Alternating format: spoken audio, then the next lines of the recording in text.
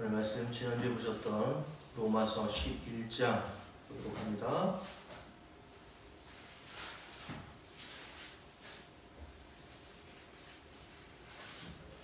로마서 11장 25절부터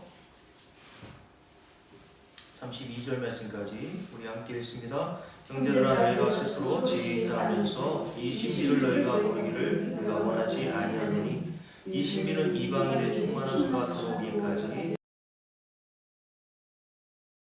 그리하여 온 이스라엘이 구원을 받으리라. 기록된 바 구원자가 시온에서 오사 야곱에게서 경건하지 않은 것을 돌이키시겠고 내가 그들의 죄를 없이 할 때에 그들에게 이루어질 내 언약이 이것이라 함과 같으니라. 복음으로 하면 그들이 너희로 말미암아 원수된 자요 택하심으로 하면 조상들로 말미암아 사랑을 입은 자라. 하나님의 은사와 부르심에는 후회하심이 없느니라.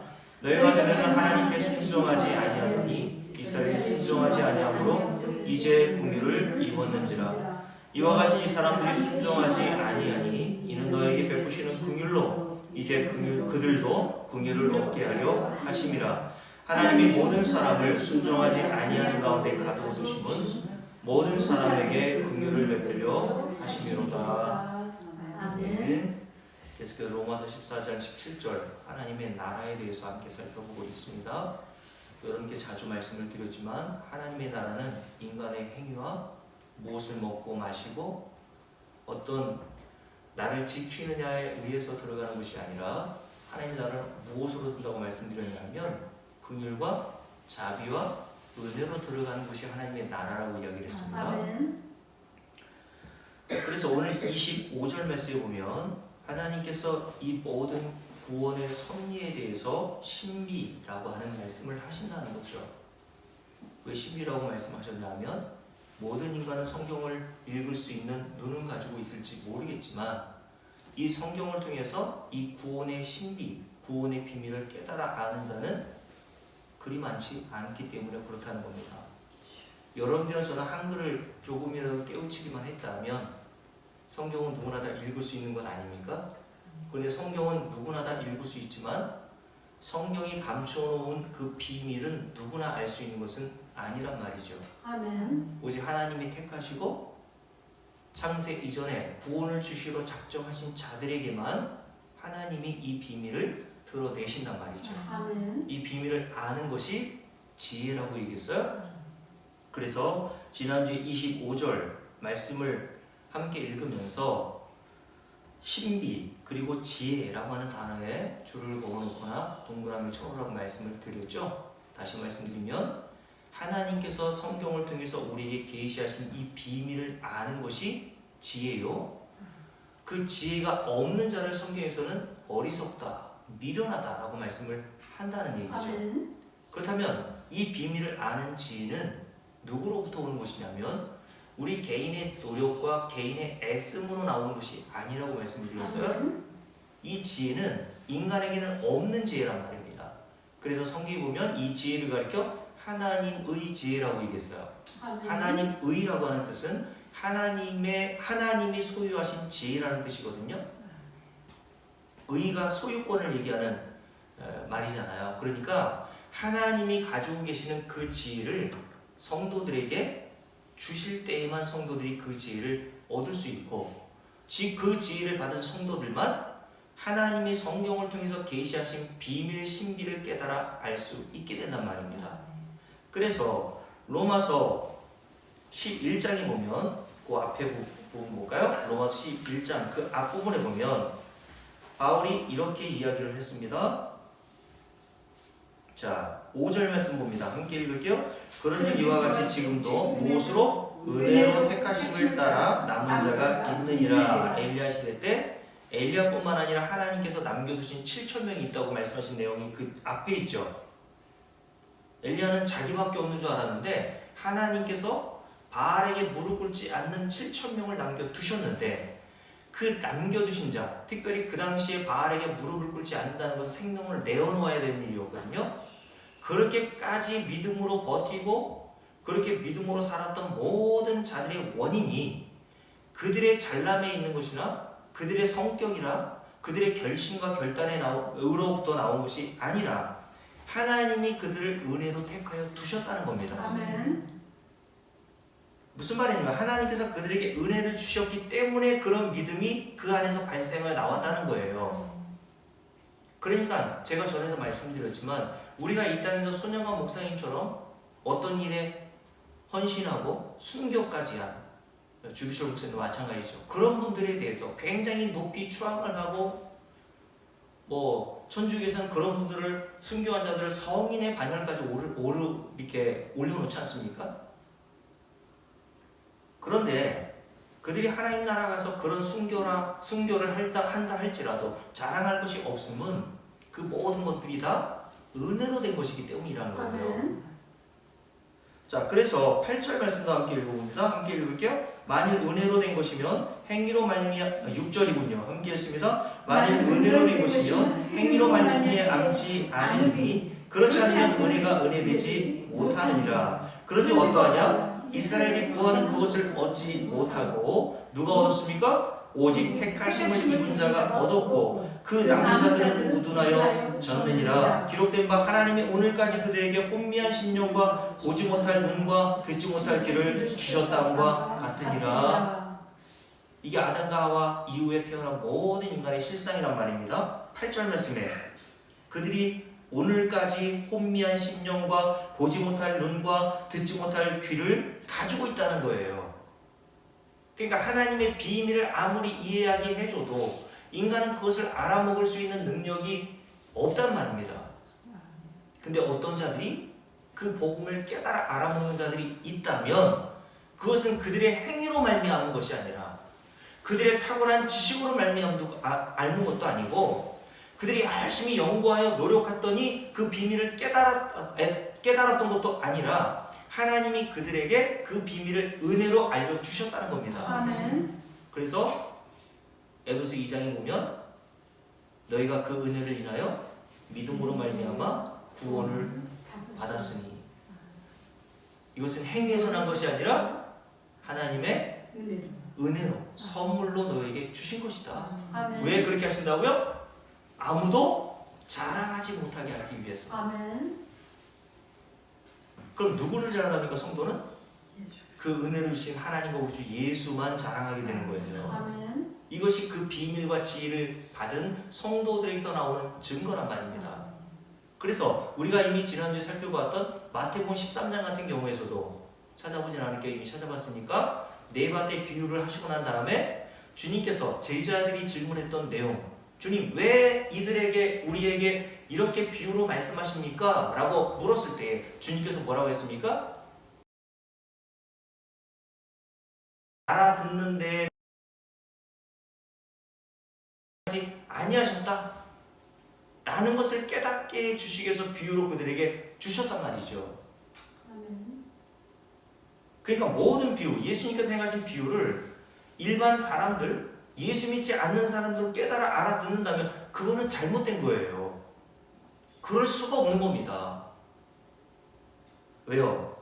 오늘 8절 말씀에 기록된 것처럼 하나님께서 그들에게 보지 못할 눈과 듣지 못할 귀를 주셨다고 했는데 그것을 알아듣는다면 더 이상한 거 아닙니까? 그래서 그렇게 탁월했던 두뇌를 가지고 있었던 바울도 열심히 성경을 연구했는데 결국 한 일이 뭐예요? 예수를 못 박아 십자가에 매단 일에 동참하고 그 예수를 믿는 성도를 핍박하는 일에 앞장서는 일을 하잖아요. 그래서 주님께서 사도행전 9장에서 바울에게 찾아오셔서 뭐라고 했습니까? 사울아 사울아 네가 왜 나를 핍박하느냐라고 말씀을 하셨는데 사울은 자기가 핍박하는 대상인 예수가 누군 줄도 몰랐단 말이죠. 예수는 신성 모독자요 율법 파기자로서 마땅히 모독당하고 십자가에 못 박아 죽임을 당해도 할 말이 없는 죄인으로 알았던 것이 바울이었습니다. 근데 어떻게 예수가 근본 하나님의 본체시요 동등되신 분이라는 사실을 바울이 깨달았습니까? 어떻게 알았어요? 하나님이 일방적으로 그에게 계시를 해 주신 거예요. 아멘. 사도행전 9장에서 그가 뭐 원했습니까? 성경을 깨닫게 해달라고 하나님께 뭐 요청하긴 했어요? 오히려 그는 예수를 박해하는 일에 앞장선 자란 말입니다. 그런데 예수께서 그가 원하지도 않고 바라지도 않았는데 그에게 나타나셔서 자기를 드러내셨다는 겁니다. 그게 계시거든요. 계시라는 뜻은 인간 스스로의 지식과 지혜로는 알 수 없어서 신으로부터 일방적으로 그 지혜를 받는 것을 계시라고 한단 말이죠. 그래서 바울이 그 계시를 받고 나서 빌립보서 2장에서 좀 전에 여러분께 말씀드렸던 것처럼 예수를 이제는 어떻게 알았습니까? 그는 근본 하나님의 본체시나 동등됨을 취하지 아니하신 분으로서 하나님이 행하시라고 하는 모든 명령을 다 순종하여 십자가에 못 박혀 죽기까지 복종하신 분이시다 라고 고백하잖아요. 아멘. 그리고 빌립보 3장에서 뭐라고 얘기했어요? 자기가 그렇게 자랑했던 모든 것들을 다 배설물과 장애물과 같이 여길 정도로 예수를 보배로 여겼단 말입니다. 아멘. 예수가 이런 분이라는 그 비밀과 그 신비를 하나님께서 지혜를 주신 자들만 깨달아 알아먹는 거예요. 아멘. 그래서 바울은 로마서 교회 성도들에게 25절 11장 25절입니다. 뭐라고 얘기합니까? 이 신비를 너희가 모르기를 내가 원하지 아니한다 라고 얘기했어요. 말을 막 비비꼬죠. 그죠? 너희가 모르기를 내가 원하지 아니한다. 이게 무슨 말이냐면 이 문법적으로 강조용법입니다. 한번 탁 이렇게 비꼬 와서 이것을 더 강조하기 위한 용법으로 이렇게 고군법을 사용하는 거예요. 이걸 고군법이라고 하거든요. 말을 한번 비틀어서 그 말에 대해서 강조하는 용법. 그러니까 쉽게 말하면 너희가 이 신비를 진짜 알기를 원한다 이런 뜻이라고. 아멘. 여기뿐만 아니라 고군법은 로마서 1장에서도 기록되어 있는데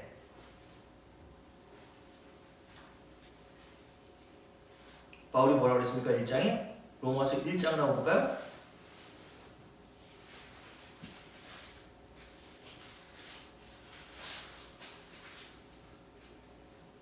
로마서 1장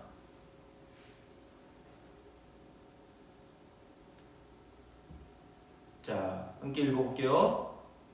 11절부터 함께 읽습니다. 내가 너희 보기를 간절히 원하는 것은 어떤 신령한 은사를 너희에게 나누어 주어 너희를 견고하게 하려 함이니 이는 곧 내가 너희 가운데서 너희와 나의 믿음으로 말미암아 피차 아니함을 얻으려 함이라. 형제들아 내가 여러 번 너희에게 가고자 한 것을 너희가 모르기를 원하지 아니하노니. 이게 고고법이란 말이에요.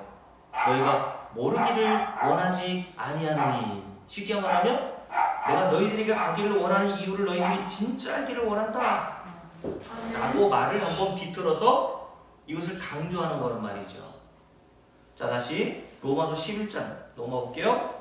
그렇다면 바울이 말하는 여기서 신비, 비밀은 어떤 걸 얘기하는 것일까요? 자, 그 뒤에 내용에 기록되어 있는 말씀들인데, 자, 그 뒤에 이렇게 되어 있죠. 이 신비는 함께 읽습니다. 25절입니다. 함께 읽을게요. 이 신비는 이방인의 충만한 수가 들어오기까지 이스라엘의 더러는 우둔하게 된 것이라. 그리하여 어떻게? 온 이스라엘이 구원을 받으리라 라고 말씀합니다. 여기서 온 이스라엘은 것은 이방인과 유대인, 하나님께서 택하신 태초 이전에 작정하신 모든 자들을 얘기하는 건데, 결국 하나님께서 태초 이전에 작정하시고 구원하시기로 예정하신 자들은 반드시 구원을 얻게 된다는 얘기예요. 아멘. 그래서 온 이스라엘이 구원을 받으리라 라고 얘기했던 거예요. 여기에서 탈락하거나 취소된 사람이 있습니까? 있으면 안 돼요. 왜요? 하나님의 영원전부터의 약속과 영원전부터의 계획은 취소되지 않습니다. 아멘. 맞습니까? 아멘. 만약에 하나님이 영원전부터 계획하신 것이 취소되거나 번복되거나 변경된다면 하나님은 전지하신 분이 아니죠. 하나님은 전능하신 분일 수 없어요. 저와 여러분이 어떤 인생을 살게 될지 하나님은 이미 태초 이전부터 알고 계신 분이란 말이에요. 그런데 우리가 행할 어떤 일로 말미암아 야 내가 너는 그럴 줄 몰랐다. 이금이 그따위를 믿어? 내가 너는 그럴 줄을 몰랐어. 믿는 도끼에 발등을 지켰구나. 다른 사람 택할걸 라고 후회하시거나 그렇게 말씀하시는 경우가 없단 말이에요. 왜요? 하나님은 전능하시고 전지하신 분이십니다. 전능하시고 전지하신 하나님께서 취소하실 정도의 그리고 후회하실 정도의 실수를 범하신다면 그분이 이제 하나님 맞습니까? 하나님은 실수하지 않으세요. 아멘. 우리는 매일 실수하잖아요. 매일 계획을 변경하죠. 이렇게 해봐야지 저렇게 해봐야지. 연초가 되면 이제 앞으로 이렇게 신앙생활 잘해봐야지. 작심 며칠? 어떻게 그렇게 잘하세요? 얼마 못 간단 말입니다. 작심 3일이에요.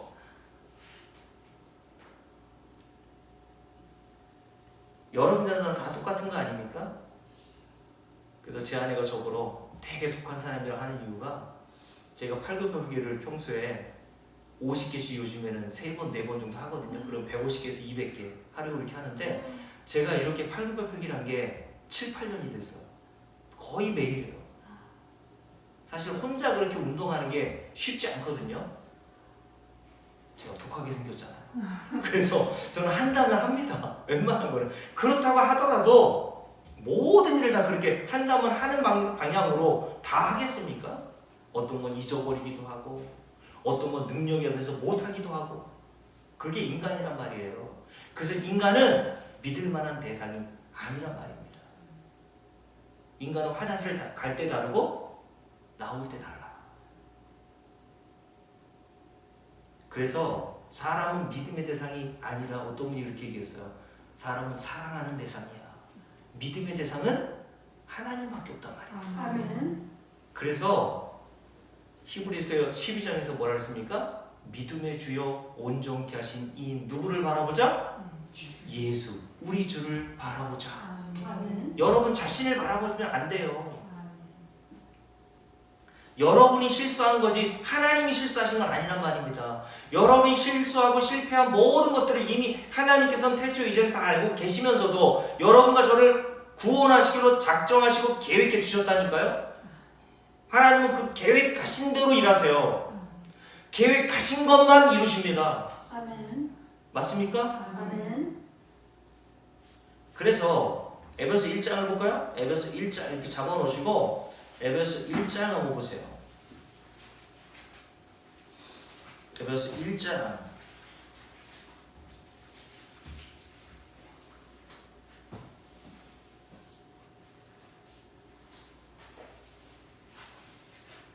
자, 에베소 1장입니다. 11절 함께 읽을게요. 모든 일을 그의 뜻의 결정대로 일하시는 이의 계획을 따라. 여러분 이 말씀 굉장히 중요해요. 하나님께서 모든 일을 어떻게 이루어 가십니까? 그의 뜻의 결정대로 이미 결정되어 있다는 거예요. 아멘. 하나님께서 태초 이전에 모든 일을 하나님이 결정해 두시고 결정해 두신 대로 그 모든 계획대로 하나님이 뜻을 이루어 펼쳐내시는 게 역사란 말입니다. 아멘. 저와 여러분의 꿈을 펼치는 것이 이 세상이 아니라 하나님이 뜻하시고 결정하시고 계획하신 모든 뜻을 저와 여러분 믿지 않는 자들을 통해서도 이루어내시는 게 이 역사라고 하는 공간이란 말이에요. 역사의 주인은 우리가 아닙니다. 아멘. 하나님이세요. 아멘. 그래서 역사를 히스토리라고 하는 겁니다. His story, 그의 이야기. 여러분과 저의 이야기가 아니에요. 다시요. 11절 모든 일을 그의 뜻의 결정대로 일하시는 이분이 누구예요? 우리가 믿는 하나님이시란 말입니다. 이에 계획을 따라 우리가 예정을 입어 언제 예정을 입었어요? 4절을 보세요. 곧 창세 전에 라고 되어 있잖아요.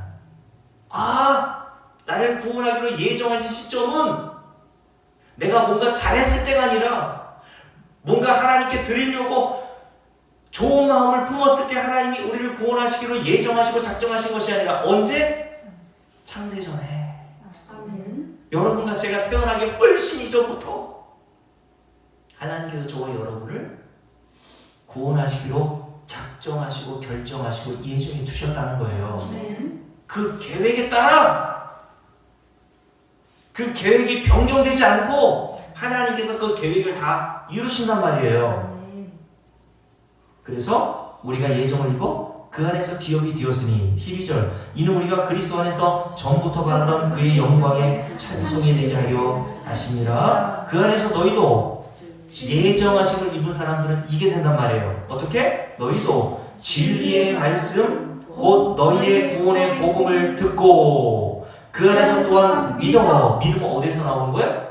들음에서 나오는 거예요. 그 원리가 여기서 똑같이 얘기하는 거예요. 그 진리의 말씀을 듣고 하나님께서 예정하신 자들에게는 그 진리의 말씀이 믿어진단 말입니다. 믿어 약속의 성령으로 인치심을 받았으니 이는 우리 기업의 보증이 되사 그 얻으신 것을 속량하시고 그의 영광을 어떻게 하기 위해서 찬송하게 하려 하심이라. 아멘. 저와 여러분을 구원하신 최종 목적이 뭐예요? 그의 영광을 찬송하게 하려 하심이라. 아멘. 그러다 성도들이 구원하심을 입고 그 지혜와 그 비밀을 아는 자들로서 교회 안에서 하나님 나라 가기 전부터 찬송하게 되는 겁니다. 아멘. 늘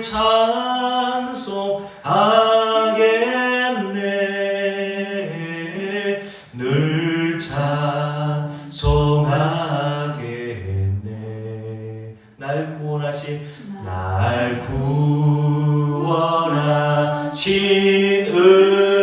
은혜를 늘 찬송하겠네. 아멘. 성도들은 하나님 나라 가기 전에 여기에서부터 그 은혜를 깨달아 찬송하게 되는 거예요. 이런 자들이 그러므로 하나님 나라에서도 찬송하게 되겠죠. 아멘. 그래서 계시록 14장을 볼게요. 계시록 14장. 계시록 14장 1절. 여기에 그래서 온 이스라엘이 구원을 받았다라고 하는 로마서 11장에 그 구원받은 성도들의 숫자를 14만 4천 명이라고 얘기하는 겁니다. 근데 신천지는 14만 4천 명을 문자 그대로 해석해줘. 다른 비유는 다 뜻풀이를 해야 하는데 요거는 문자 그대로 해석해요. 14만 4천 명. 요 사람들만 구원받는다? 그렇지 않단 말이에요.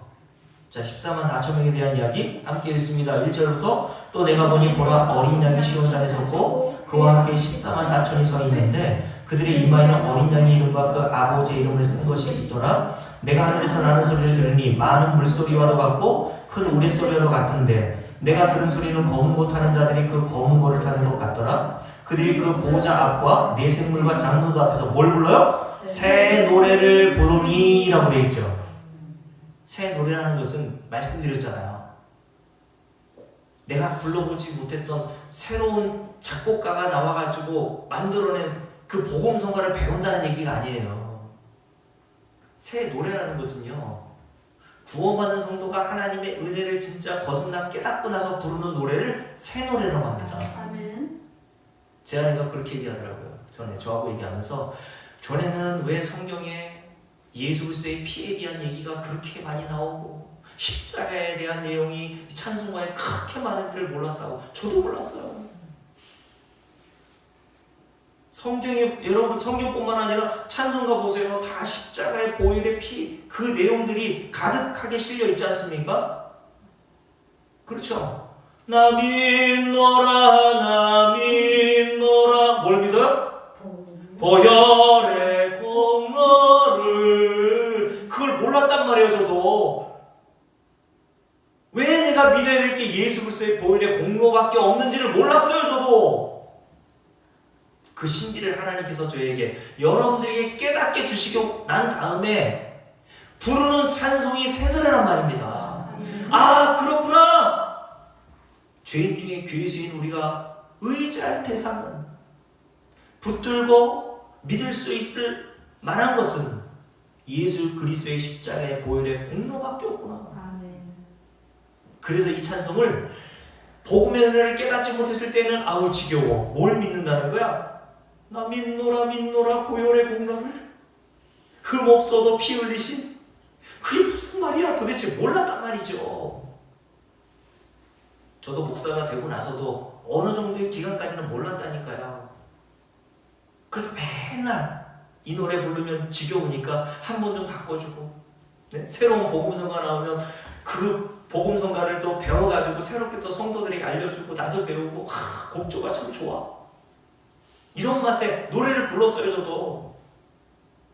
근데요 예전에는 제가 복음성가를 참 좋아했는데, 물론 지금도 복음성가가 진짜 복음이 담겨있는 노래도 있지만 그렇지 않은 노래도 굉장히 많아요.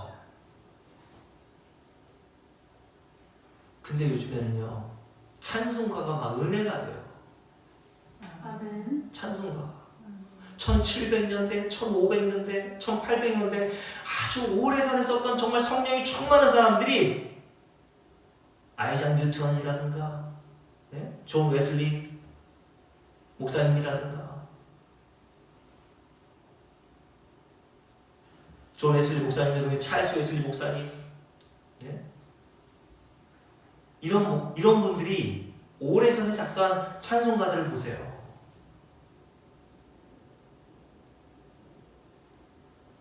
그 찬송가의 가사만 봐도요 이 사람이 정말 성령의 거듭남을 받은 사람인지를 알 수 있다니까요.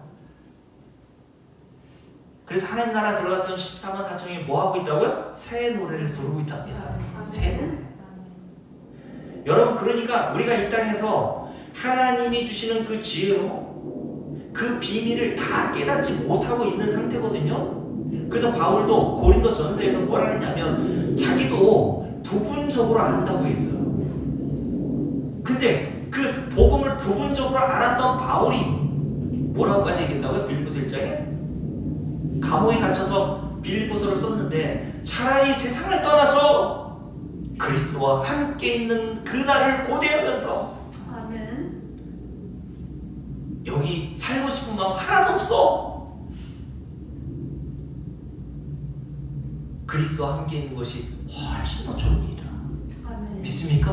아멘. 여러분들 그런 마음이 드나요? 그런 마음은 우리가 갖고 싶다고 되는 게 아니에요. 성령을 통해서 하나님께서 복음의 비밀을 깨닫게 해 주실 때에만 품게 되는 마음입니다. 아멘. 저와 함께 가끔가다 운동하시는, 대회도 함께 저랑 나가시는 어떤 목사님이 저한테 그러시더라고요. 아, 이번 저 목사님 자기는 다시 태어났으면 좋겠대요. 그래서 왜 그래요? 그랬더니 다시 태어났으면 다른 운동 안 하고 20대부터는 테니스를 열심히 해가지고 지금도 훨씬 실력이 좋은 그런 상태가 되었을 텐데 40대 겨우 초반에 배워가지고 너무 아쉽다는 거예요. 다시 태어났으면. 바울은 뭐라 그랬다고요? 차라리 세상을 떠나서 그리스도와 함께 있고 싶다고 했는데 어떤 목사님은 다시 태어났으면. 테니스가 얼마나 재밌는지 그 마음도 이해 못하는 말은 아니지만,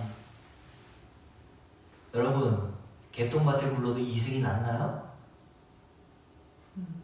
맞아요? 모르겠어요? 아니죠. 어떻게 개똥밭에 굴러도 이승이 낫다고 합니까? 그게 뭐예요? 예수 믿지 않는 사람들이 그런 생각을 가지고 사는 거예요. 바울은요 3층천에 갔다 온 사람입니다. 하나님 나라가 어떤 나라인지 직접 보고 온 사람이에요. 그 사람이 뭐라 그랬습니까? 빨리 가고 싶다 그랬어요. 하루라도 빨리. 여러분 믿는 거예요 그거?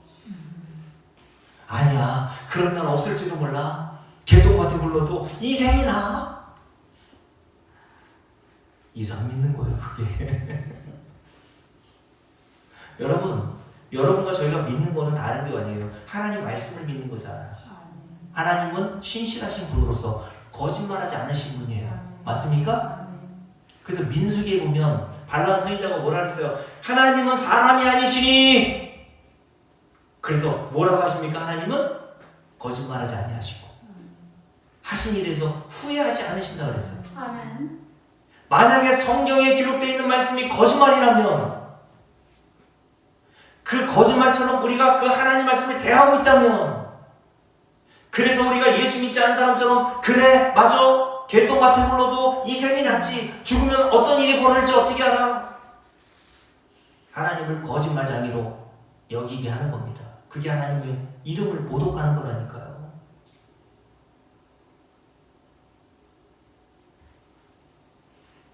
여러분, 오늘 14장에 보면 다시 이 말씀이 기록되어 있죠? 함께 읽어볼게요. 자, 3절 함께 읽습니다. 그들이 보좌와 내생물과 장로들 앞에서 뭐를 부른다고요? 새 노래를 부르니 이들은 어떤 자들이요? 땅에서 속량함을 받은 자들만 이 새 노래를 부를 수 있습니다. 근데 그 사람의 숫자가 14만 4천 밖에는 능히 이 노래를 배울 자가 없더라 라고 되어 있어요. 아멘. 14만 4천 명은 단순히 문자 그들의 숫자가 아니라 로마서 11장에 바울이 기록했던 이방인과 유대인, 그걸 온 인류라고 보는 거예요. 성경은 온 이스라엘로 보는 겁니다. 온 이스라엘의 뜻은 구원받은 성도들을 얘기하는 건데, 저와 여러분들 거기에 다 포함되어 있단 말이에요. 저와 여러분이 이 땅에서부터 속량을 받은 자로서 새 노래를 부르다가 하나님 나라 들어가면 하나님 나라에서도 그 속량함을 받은 자로서 부분적으로 알았던 것들이 이제 더 많은 지혜를 얻게 되는 거예요. 아멘.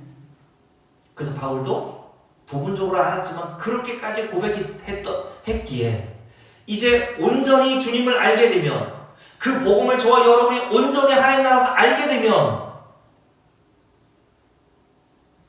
여러분과 저는 깜짝 놀라서 할 게 하나밖에 없어요. 찬송밖에 없습니다. 아멘. 그게 하나님이 저와 여러분을 구원하신 목적이니까. 아멘. 에베소 1장에서 그랬어요. 이는 그의 영광의 찬송을 하게 하려 함이라. 아멘. 이게 이사야서 41장에 기록된 말씀과 똑같은 내용이에요. 이 백성은 내가 나를 위하여 지었나니. 아멘. 뭐하게 하기 위해서? 나를 찬. 일부러 먹으려고요? 나의 찬송이 되게 하려 함이라. 아멘. 여러분, 그러니까 이사야서 41장의 말씀과 에베소 1장의 말씀이 딱 맞는 운동화처럼 짝이 되는 거예요. 아멘. 그러니까 그게 성령은, 하나님은 동일하시기 때문에 성령이 그 구약 성경에서 역사하셨던 이사야 선지자를 통해서 말씀하셨던 그 내용이 오늘날에도 저와 여러분에게 동일하게 적용이 되고 역사가 일어남으로 우리 입에서도 그 찬송이 흘러나오게 되는 겁니다. 아멘.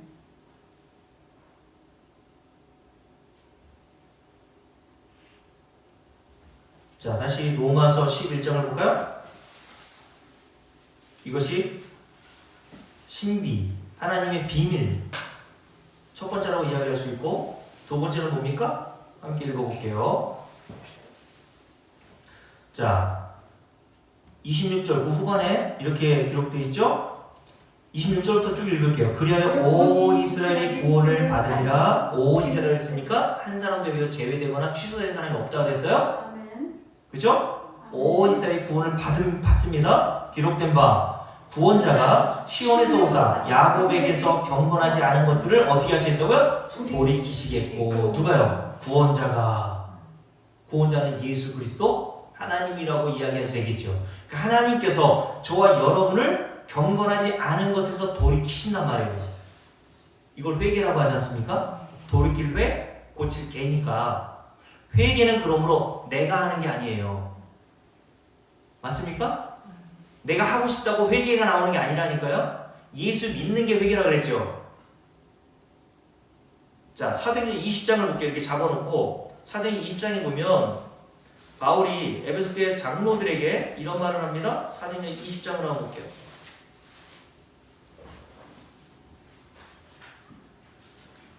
자, 사도행전 20장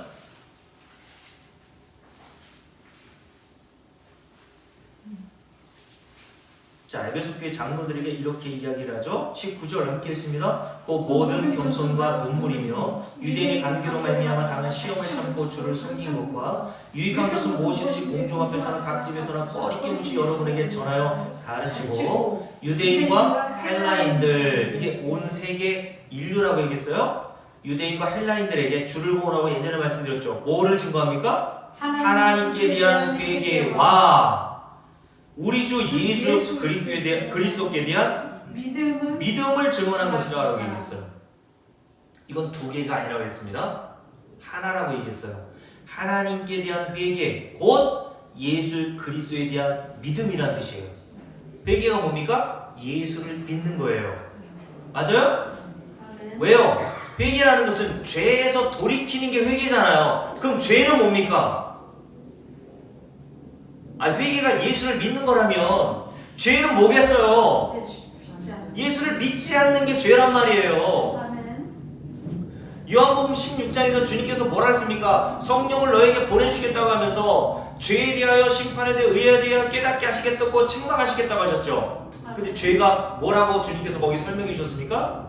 죄에 대함은 너희가 나를 믿지 않는 거야. 그게 죄야. 도둑질하고 간음하고 사기 쳐먹고 하나님께서 그런 걸 일반적인 윤리와 도덕적인 것을 죄라고 보시는 게 아니라 예수 믿지 않고 사는 것을 죄라고 보신단 말이에요. 그게 멸망, 사망에 이르는 죄입니다. 그 회개는 뭐예요? 그게 죄라면 죄에서 돌이키는 게 회개라고 했잖아요. 그럼 회개는 뭐겠어요? 예수를 믿는 거예요. 근데 그 회개가 우리 마음대로 됩니까? 안 된단 말이에요. 어제 이은하 장모님께서 식사 사주신다고 해서 식사하면서 자녀들 이야기를 했거든요. 딸에 대한 이야기 함께 살잖아요. 다 좋은데 뭐 이것도 좋고 부모의 자기에 너무 잘한다는 거예요. 근데 교회 나가자 보면 말들을 안 듣는다는 거예요. 참 희한하잖아요. 그렇게 부모를 공경하고 하는 분들도 부모가 그렇게 원하는 교회를 못 나와요. 인간의 능력으로는 안 되는 거라서 그렇습니다, 여러분. 인간의 능력으로는요, 내가 아파서는 자식도 예수 믿게 하지 못해요. 박근남 목사님 그렇지 않아요? 언젠가는 나올 거라고 우리가 추상적으로 그렇게 기대하면서 생각하는데, 여러분, 어렸을 때 교회 다닌다고 언젠가는 돌아올 거라고 여러분 생각합니까? 로마 11장에서 뭐라 그랬어요? 구원자가 돌이키시겠고 내가 돌이키는 게 아니에요. 인간은 돌이킬 수 없어요. 하나님께서 돌이켜 주셔야 오는 겁니다. 인간은 완고하기 이를 데 없는 인간이라니까요. 그래서 출애굽기에 보면 애굽의 바로왕이 등장하는 겁니다. 10가지 재앙과 기적을 봤는데 못 돌아서잖아요. 그리고 홍해 바다에 수장돼서 멸망당하죠. 그게 저와 여러분의 수준이었다는 겁니다. 그러니 그렇게 돌이키지도 못하고 회개하지 못하여 결국 멸망과 사망에 이르게 될 저와 여러분을 누가 돌이키시겠다고요? 구원자가 돌이키시겠고. 아멘. 그래서 오늘 다시 한번요. 20절, 21절 함께 읽습니다. 유대인과 헬라인들에게 하나님께 대한 회개와 곧 우리 주 예수 그리스도에 대한 믿음을 증언한 것이다 라고 얘기했어요. 다시 로마서 11장을 볼게요. 11장 26절 다시 읽어볼게요. 그러므로 이것이 비밀이요 신비입니다. 함께 읽습니다. 그래야 온 이스라엘의 구원을 받으리라 기록된 바 구원자가 동그랗죠. 구원자가 저와 여러분이 목사가 하는 일이 아니에요. 시온에서 오사, 시온은 예루살렘입니다. 야곱에게서 경건하지 아니하는 것들을 돌이키시겠고 내가 그들의 죄를 없이 할 때 그들에게 이루어질 내 언약이 이것이라. 하나님께서 언약하신 자들을 반드시 돌이켜 내시겠단 말입니다. 이게 얼마나 감사한 일입니까, 여러분? 우리는 돌이켜 갈 수 없는데 하나님께서 우리 안에 오셔서 우리의 그 단단하고 바위 같은 완고한 고집들을 꺾으셔서 하나님께서 예수를 믿는 자리로 돌이켜 내신단 말이에요. 그러니 이 세상에 무슨 전도 여러 가지 방법들이 있지 않습니까? 뭐 알파 코스, 뭐 고구마 전도법, 찔러보자, 뭐 무슨 전도법, 굿모닝 전도법. 옛날에 여기 목사님 사거리에서 막 인사하고 갔지 않습니까? 굿모닝 인사 전도법, 별의별 전도법이 다 있어요.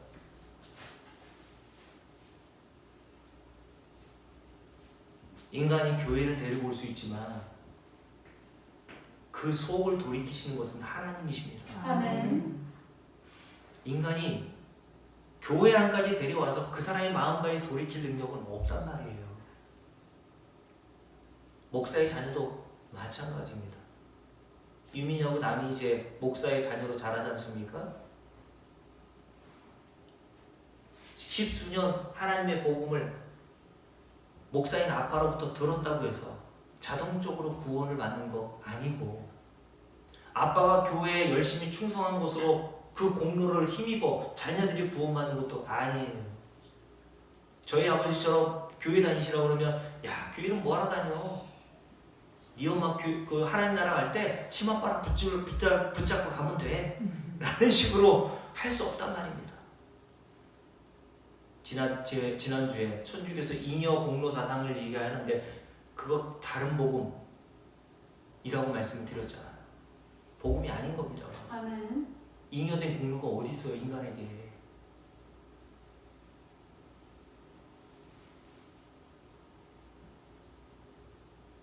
자, 28절 말씀 쭉 읽을게요.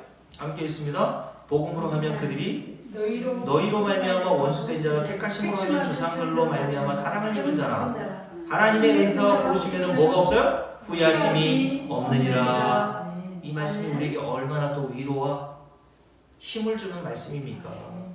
다시요. 하나님의 은사와 부르심에는 후회하심이 있습니까? 없습니까? 후회하심이 없습니다. 이 부분을요, 공동번 성경에서는 이렇게 번역했어요. 하나님께서 한 번 주신 선물이나 선택의 은총은 다시 거두어 가시지 않습니다. 아멘. 또 새 번역에서는 이렇게 번역했어요. 하나님께서 주시는 고마운 선물과 부르심은 철회되지 않습니다. 아멘. 이게 저에게 유일한 소망, 저와 여러분의 유일한 소망 아닙니까? 아멘. 그래서 제가 말씀드렸잖아요. 저와 여러분이 어떤 일을 한다 해도요, 어떤 죄를 이 세상에 짓는다 해도요, 그 죄를 보시고 여러분의 행위를 보시고 태초 이전에 여러분을 작정하여 구원하시기로 계획하신 그 하나님의 계획을 처리하지 않는단 말이에요. 수정하거나 변경하지 않는단 말입니다. 거두어 들이지 않는단 말이에요. 다시. 그러니까 이제 막 살아도 되겠죠, 그죠? 어차피 철회되지 않을 걸 뭐. 어차피 내가 무슨 짓을 해도 하나님의 구원에서 탈락하지 않아? 와우, 자유다! 그게 죄가 뭔지 모르는 거예요, 그게. 성도는 그렇게 살 수 없단 말입니다. 그래서 로마서 6장에서 뭐라 그랬습니까? 은혜를 더하게 하려고 죄에 더 과하게 거할 수 있느냐? 결코 그럴 수 없다고 얘기합니다. 아멘. 하나님의 은혜로 구원받은 줄 아는데 그 은혜를 개똥 취급하는 겁니다. 다시 예수를 십자가에 못 박는 일이에요, 그게. 자기가 예수에게 한 일이 어떤 일인지 아는데 다시 그 죄를 짓겠습니까? 그 죄로 말미암아 예수가 십자가에 못 박아 죽으셨다는 것을 아는데 그 부끄럽고 수치스러운 그 죄를 다시 지으려고 노력하겠어요? 짓는다 해도 부끄럽게 생각하고 수치스럽게 생각하는 겁니다. 자, 30절 세 번째, 하나님의 비밀, 하나님의 신비. 30절 함께 했습니다. 너희가 전에는 하나님께 순종하지 아니하던, 여기서 너희는 뭐라 했습니까? 너희라고 했을 때 이 편지를 받아보게 될 로마의 그리스도인들을 얘기하는 거라고 그랬죠. 이들은 이방인들이 대다수라고 그랬습니다. 그러니까 로마의 그리스도인들, 이방인들에 대해서 바울이 뭐라 그랬습니까? 너희가 전에는 어떻게 했다고요? 하나님께 순종하지 아니하더니 이스라엘이 유대인들이 순종하지 아니함으로 이제 긍휼을 입었는지라. 그러니까 이방인이나 유대인이나 다 공통적으로 하나님의 말씀에 순종한 적이 없단 말이에요. 아멘. 하나님의 율법은 딱 두 가지죠. 하나님 사랑, 이웃 사랑. 유대인들이나 이방인들이나 그 하나님의 율법을 말씀을 제대로 순종한 자가 한 사람도 없단 말입니다. 그러니까 순종했다고 여기는 게 착각하고 있는 거예요. 바울이 그렇게 얘기했잖아요. 나는 율법의 의로는 흠이 없다고 여길 정도로. 어느 모로 보나 다른 사람과 비교할 때 율법을 지키는 데 있어서는 최고다라고 생각했던 바울이었는데 바울이 뭐라 그랬습니까? 아니라고 얘기하고 있어요. 이방인도 하나님의 율법을 지키지 못했고 율법을 지키지 못하면 율법을 지키지 못한 죄에 대한 결과 죄의 싹은 뭐라 그랬습니까? 사망이라고 그랬죠. 그러므로 이방인들이나 유대인들이나 할 것 없이 다 사망에 이르게 될 죄인이라는 얘기를 하는 거예요. 이렇게 하시는 이유가 뭡니까? 31절 함께 읽습니다. 이와 같이 이 사람들이 순종하지 아니하니 이는 너희에게 베푸시는 긍휼로 이제 그들도 뭐를 얻게 하심이라고요? 긍휼을 얻게 하려 하심이라. 32절 하나님이 모든 사람이라고 했어요. 유대인, 헬라인, 남녀노소, 빈부귀천 할 것 없이 다 어디에 가둬두셨어요? 순종하지 아니하는 가운데 가두어 두심은 이렇게 하신 이유가 있죠. 모든 사람에게 긍휼을 베풀려 하심이로다. 아멘. 그러니까 하나님께서 이 율법을 유대인들에게 주신 이유는 이 율법을 지켜 의롭다함을 받으라고 주신 것이 아니라 너희들이 이 율법을 순종하지 못한다는 사실을 깨닫고 아멘. 하나님께서 주시는 긍휼을 의지하도록 하셨다는 거예요. 아멘. 너희들이 구원받을 유일한 방법과 길은 긍휼밖에 없어. 아멘. 하나님의 자비밖에 없어. 하나님의 은혜를 의지하는 것밖에 없어. 라는 것을 깨닫게 해주시기 위해서 율법을 주셨다는 말이에요. 아멘. 근데 유대인들은 어떻게 생각했어요? 율법을 지킬 수 있다고 생각했어요. 하나님께서 계시를 통하여서 지혜를 주시지 않으면 그 율법을 그런 식으로 해석한다니까요. 지금도 많은 목사님들이 신명기 27장, 28장, 29장 복과 저주에 대한 내용이 나오죠. 에발산에서 저주하고 그림신산에서 축복을 선포하잖아요. 축복의 선포보다 저주의 선포가 훨씬 더 길어요. 그러면서 그 마지막 부분에 30장인가요? 신명기 30장에 뭐라고 되어 있습니까? 하나님께서 생명과 사망의 길, 복과 저주의 길을 네 앞에 두었으니 너는 생명과 복의 길을 택하라. 그랬더니 사람들은 어떻게 생각합니까? 오, 이거 봐? 생명과 복의 길을 그러면 택하여 살면 되겠네? 그러면 생명과 복의 길을 선택하며 하나님의 말씀을 잘 순종하면 진짜 들어가도 복을 받고 나가도 복을 받고 떡 반죽 그릇에 복을 받아서 머리가 될지언정 꼬리가 되지 아니하고 적군은 한 길로 왔다 7길로 도망가고 신문대로 족족 그냥 10배 20배 결실을 맺고 그런 복을 받을 수 있겠네. 이런 식으로 어떤 목사님이 설교단에서 성도들에게 가르치고 그렇게 이야기하면서 제가 들었다니까요. 여러분, 하나님 말씀을 왜 주신 거예요? 우리가 이 말씀대로 살지 못한다는 사실을 깨닫게 하시기 위해서 주신 거예요. 아멘. 그래서 로마 3장에서 율법의 역할에서 이렇게 얘기해요. 로마서 3장을 볼게요. 로마서 3장. 로마서 3장 20절 함께 읽습니다. 그러므로 율법의 행위로 그의 앞에 의롭다 하심을 얻을 육체가 없나니 율법으로는 죄를 깨달음이니라. 아멘. 율법 주신 이유가 뭡니까? 죄를 깨닫게 하시기 위해서. 죄가 뭐야? 하나님의 말씀에 순종하지 못했다는 사실을 깨닫는 게 그 죄란 말입니다.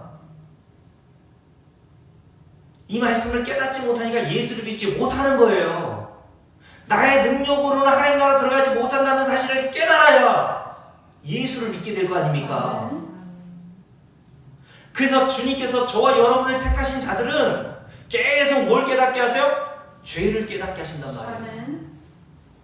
그래서 예수 믿게 하신단 말이죠. 하나님의 긍휼과 자비가 나타난 십자가를 의지하게 하신단 말이에요. 하나님이 주신 말씀은요, 이런 용도로 사용하게 하시기 위해서 주신 거예요.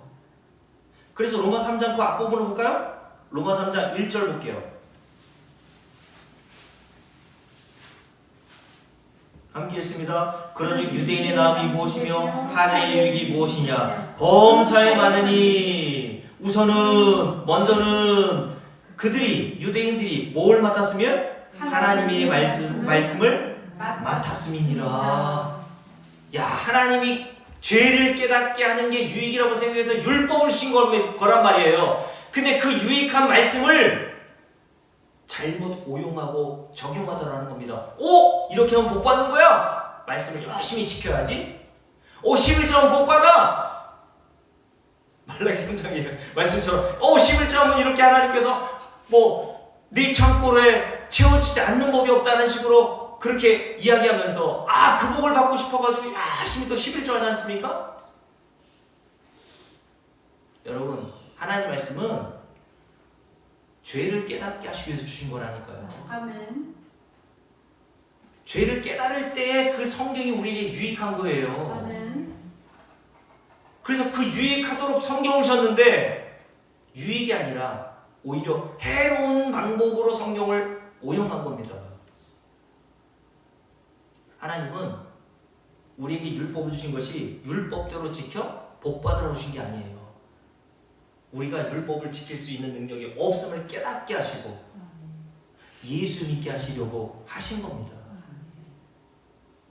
근데 왜 율법을 지켜서 복받으려고 하냐고요? 여러분, 예수님께서 부자 가난에게 이런 말씀하신 거 기억하시죠? 무엇을 하여야 영생을 얻으리까? 이번 주 주일날 설교거든요. 그랬더니 예수님이 뭐라고 하십니까? 야, 너도 잘하잖아. 율법 지켜. 그랬더니 뭐라고 그랬어요? 나고 어렸을 때부터 다 지켰는데요. 그때 주님께서 뭐라고 그랬습니까? 사람으로서는 할 수 없으되. 아멘. 네가 그거 다 했어? 그걸 깨닫게 하시기 위해서 너 그렇게 이웃을 사랑하면 네 재물 좀 내놔봐.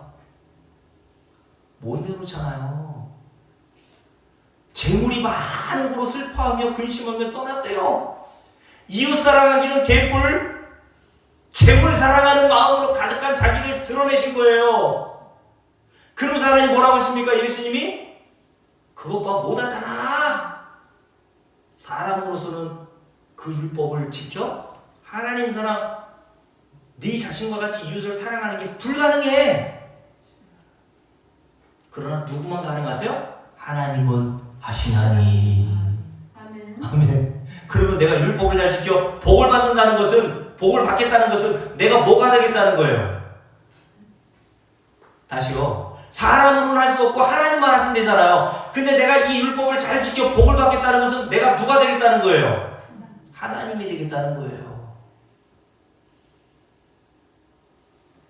그게 신성모독인 겁니다. 아멘. 그게 하나님과 같이 된 인간의 모습인 거예요. 그 길로 가면 사망입니다, 여러분. 주님 말씀을 다시 한번 잘 들으세요. 사람으로서는 할 수 있습니까? 없으되 오직 누가 하게 하세요? 하나님은 행하시나니. 아멘. 그 하나님이 이 세상에 오셔서 하신 일이 십자가에 못 박혀 죽으신 거란 말이에요. 아멘. 하나님 사랑, 이웃 사랑을 다 이루신 거란 말이죠. 아멘. 우리가 받은 율법을 저주를 십자가에 다 받으신 것이라고 말씀하고 있다는 거예요. 아멘. 그 예수님의 은혜와 공로로 우리가 거저 긍휼로 구원을 받은 겁니다. 아멘. 우리 함께 찬송합니다. 찬송가 269장.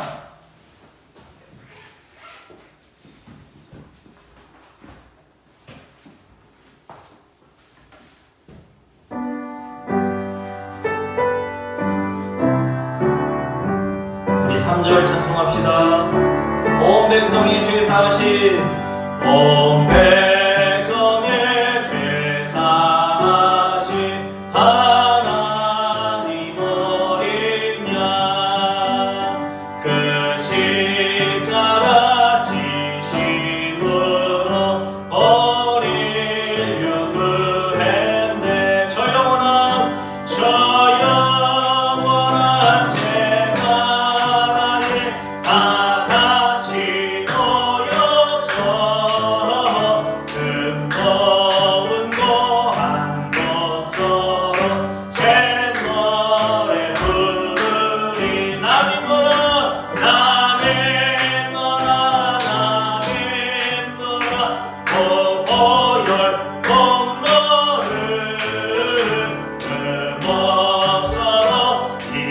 흘리사 날 구원하셔.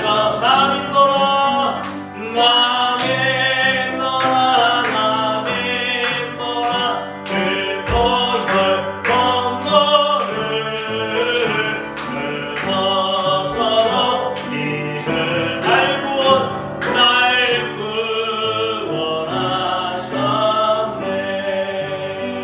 구원하셨네. 아멘.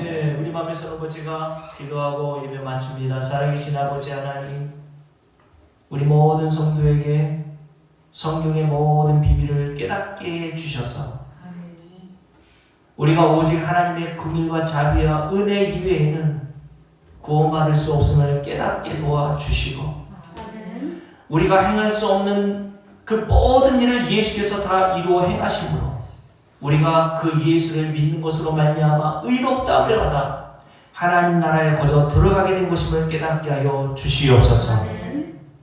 우리 주 예수님의 이름으로 축복하고 기도드렸사옵나이다. 아멘.